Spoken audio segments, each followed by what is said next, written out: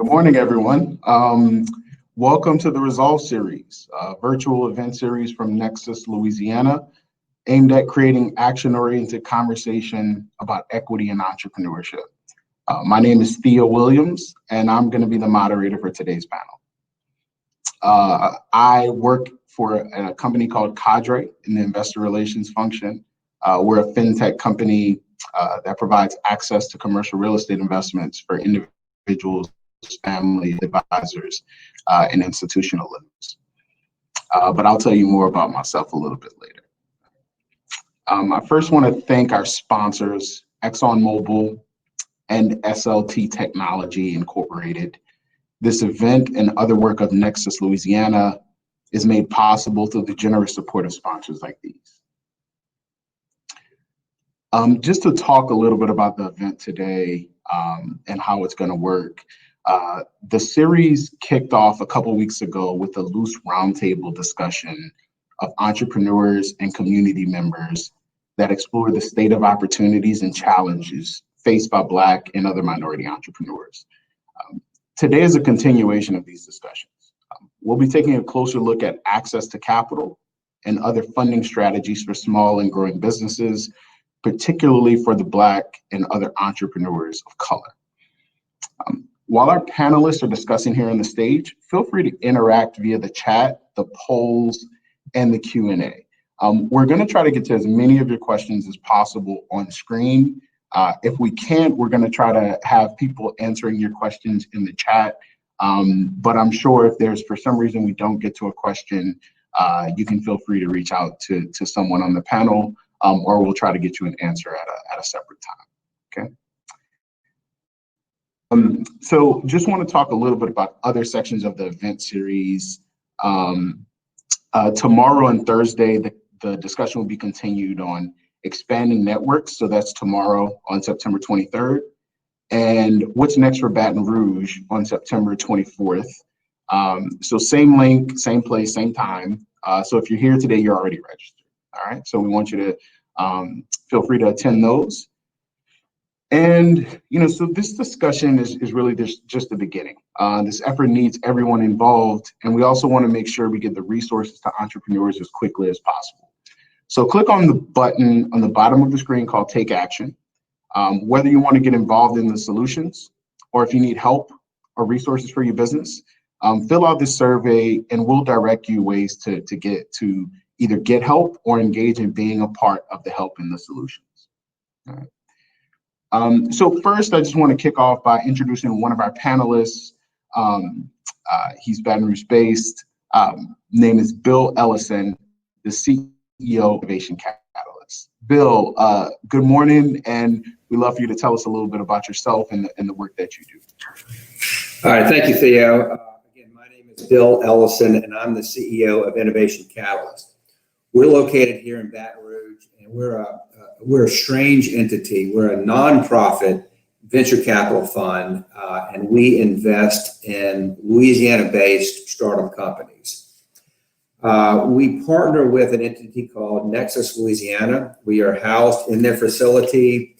They are our primary supporter and funder, and so we work with them closely to help support high-impact entrepreneurs with scalable businesses.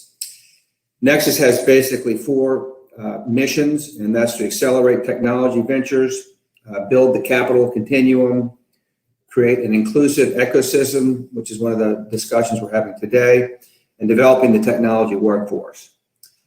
Innovation Catalyst, our primary role is to provide the capital in that mission statement. To date, we've invested in 19 companies, 53% of which are women and minority-owned run company. And so one of our missions is to not only fund companies in Louisiana that we think have the capacity to scale and grow, but we're also looking for and prioritize companies that are owned by women and minorities. Another initiative that Innovation Catalyst has recently kicked off in January of this year is called the Red Stick Angel Network. Baton Rouge is one of the only cities in Louisiana who did not have a formalized angel network. So we started that in January, and we are still looking to recruit members. We have 26 people now, and obviously, if there's anyone out there who's interested, especially, we're looking for more minority and women angel investors to join our group, so please do. So with that, I'm going to turn it back to Theo, and I first want to thank you for moderating this panel and participating. Well, thank you, Bill. And you're doing amazing work. And really look forward to getting into a little bit about what your group is doing and some of the questions that I know entrepreneurs have today.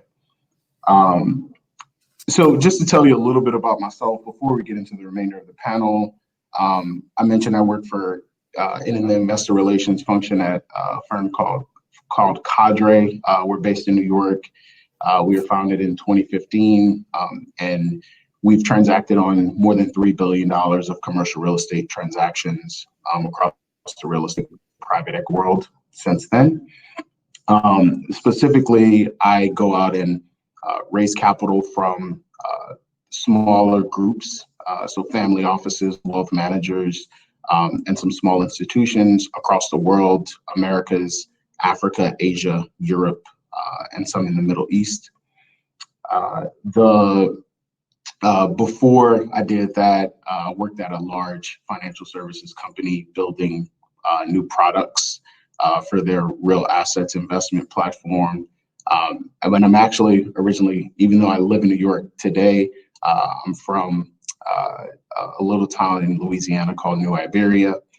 And I went to LSU undergrad and initially started my career working for the LSU Tiger Athletic Foundation as a capital raising professional when we were expanding the football stadium and building other facilities like tennis and gymnastics. So that was the way I got my first start in the capital raising world. And it's now elevated into the financial services, fintech world. So I am happy to talk about any of those things, how to interact with investors. Feel free to just drop any questions and I'll get to them. So let's just talk about the rest of our panelists now. I'm really excited to welcome our panelists.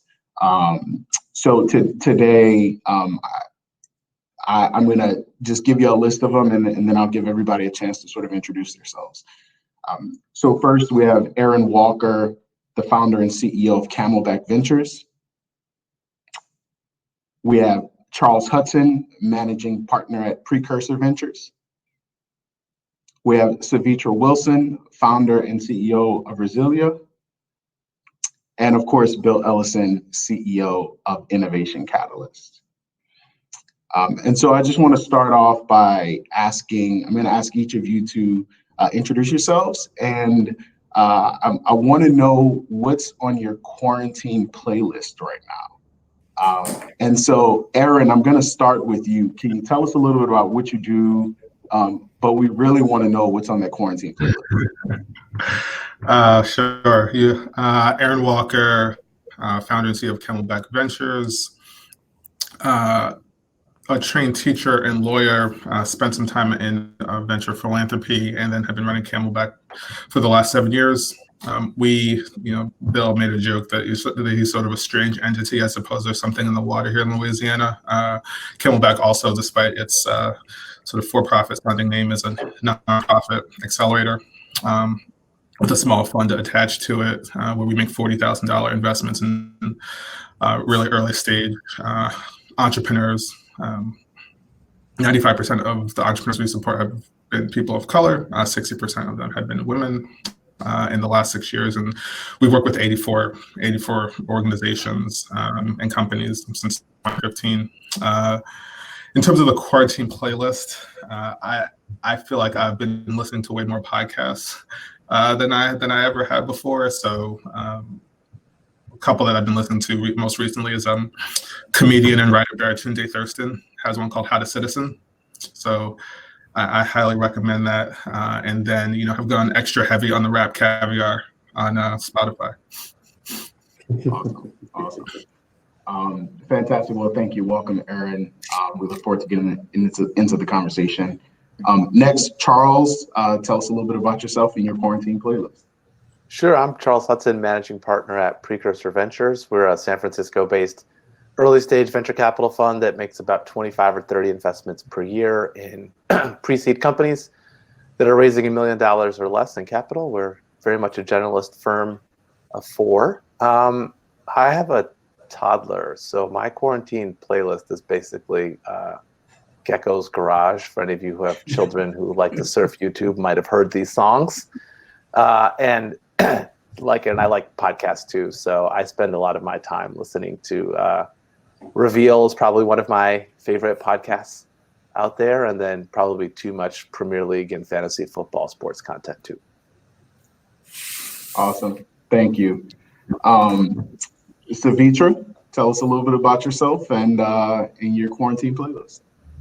Hi, everyone. My name is Sevetri Wilson, founder CEO of Resilia. I'm based here in New Orleans, where I'm currently at. We also have an office in New York. And as we say, Resilia is a SaaS technology platform that helps nonprofit organizations increase capacity and enterprises such as cities, private foundations, and corporations scale their impact. My quarantine playlist. So I've been a big fan of titles, releases of the Versus playlist. So whatever I'm listening to probably has to do with that. So recently it's been Patti LaBelle and Gladys Knight for the past 2 weeks. So that's where I'm at. Amazing. And if I just kind of give you, my quarantine playlist has really consisted of a lot of Young Jeezy lately, if I'm just being completely honest. Just like most people working at home in the house every day, you feel tired for some reason or another, and you're not really sure why. And so Young Jeezy always gets me energized. But Bill, I know we heard a little bit about what you do, but we didn't get your quarantine playlist. So what's on it? I was hoping you were going to skip me on that one. I think I'm showing my age. I don't even have a playlist. I basically listen to podcasts. So I can't comment on that.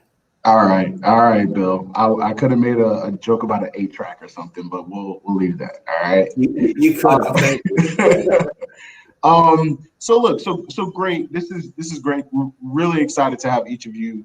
I want to jump right into one of the big problems that we've talked about here, which is the point of this Resolve series, this panel, is entrepreneurs of color, Black entrepreneurs, are disproportionately not receiving capital for their startups, for their companies. And so I just want to initially jump right into that question. And I want to lean on Sevetri for a second, because you've made headlines raising capital as a Black woman entrepreneur, as a New Orleans-based entrepreneur. I think you were the first Black female founder to secure over $1 million in investment for your company from New Orleans. So I just want to talk first about your experience, but what specific challenges did you face in the process of it? So happy to kind of hear about how you got there, but also just any specific challenges you may have faced as an entrepreneur to reach that milestone. So I always kind of go back to something that a good friend of mine, Sherelle, said in an article, and she kind of described me as being like the antithesis of everything they say about a founder, right? So I'm from the South, I'm a female, I'm Black, I'm non-technical, and I'm a solo founder, right? And so I'm basically everything that people say you won't be able to raise money, and you just basically need to be the opposite, right? And so, to say the least, I've had challenges, right, because of all those things and barriers. But as I continue to grow, the company, as we began to really gain traction, some of those things just became like non-factors. But I do think that they're all still very relevant and have definitely directed like my path and my journey to get to where we are today, and will continue to just impact our continued growth and our continued trajectory. And so, I can't even go into like the details. I would be here for like 20 minutes just talking about that. But I felt that she summarized it very well when she kind of described it like that. just thinking about what does your typical founder look like that raises money, irregardless of location. Yeah, fantastic. Thank you. This is very helpful. And I want to kind of take that question and also touch on Aaron here. You mentioned that 95% of the founders you funded have been minority, women. When you did this, a lot of people say it's very hard. They can't find the founders. What has been the difference of, why your cohort has been consisted of that amount of minorities and women? What have you seen in those entrepreneurs that maybe other people have missed, and any tips you can immediately give to entrepreneurs about things to point out about themselves when they're raising capital? Yeah, definitely. The first part of the question is to me pretty simple. It's just like we look for them. I just think some of it is about, you find what you're looking for. And so, we set out to go look for a certain demographic of entrepreneurs, and we knew that they were out there. You read these articles, the fastest growing group of entrepreneurs is Black women. It's just like open your eyes and go look. But I'll say too, one other thing to that is I think that there are like two buckets of folks is how I think about it. One is what I call the overlooked, and then the other is undiscovered. And I think overlooked are women and BIPOC founders who are in places where people tend to be looking: elite universities, consulting companies, like sort of like elite institutions across the country and across the world. People are looking in those places. They're just not looking for them. And so, to me, that's like the lowest hanging fruit. And then there's what I would call the undiscovered. And those are the people who are in places where folks aren't looking. It might be geographic, like the South. It might be in certain institutions, like folks aren't, I think, as hard in like community colleges as, say, elite MBA programs. And so, I think we've just sort of taken the tack that, talent is everywhere. And so we just need to start looking everywhere. And then the second part of your question, can you say that again? What was it?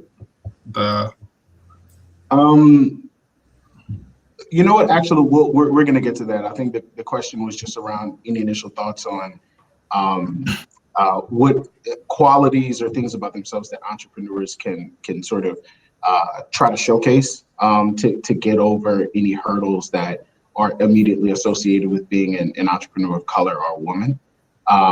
But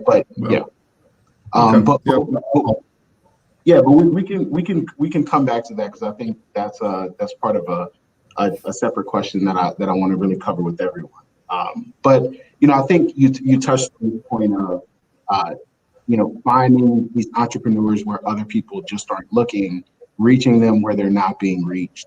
And Charles, so I want to kind of direct that to you here is, I know you started your firm with a very specific thought process around getting entrepreneurs capital when they wouldn't. So can you tell us a little bit more about that, why that was important, and what that means for entrepreneurs of color and minorities as well?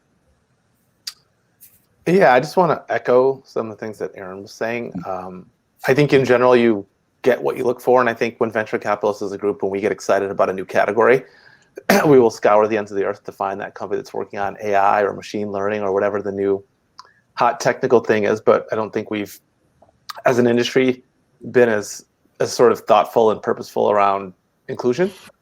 And so my thesis for the fund was pretty simple. I'd been at a larger seed fund for about 5 years. And as we got larger and larger, the minimum check size we could write was $1.5 million into a $3 million round. And there's just tons of founders I meet who really don't need that much money to prove out step one of the idea. They need 500K, 750, maybe $1 million. And I felt like nobody was helping those folks, giving them capital. And more than anything, if you think about it, if you don't have data and you don't have a live product to touch and feel, what are you really investing in as an investor? Is your belief in that person. And what I felt like, to echo what Aaron was saying, I think there's a lot of people that just weren't given a chance because people didn't believe in them and weren't willing to put their capital behind their assessment of that person's potential capacity and ability. And I felt that if we could find a group of founders that the market didn't know how to evaluate and support, we would have a ton of opportunity to find great teams to back. So we've been able to do that We've got about 200 companies in the portfolio. About half of our total founder population is female. About a quarter-ish of our portfolio companies have a Black or Latinx founder on the team, and all those numbers continue to increase. And we're just really focused on trying to find people that we think are just lacking data and where capital can help unlock the next phase of the business for them. Yeah, amazing. And just for the audience, Charles, can you just talk, specifically when you talk about investing early on in these founders and these entrepreneurs? Are you investing? You're investing before there's even a product. You're investing when it's just an idea. Yeah, right? Is that what you're saying?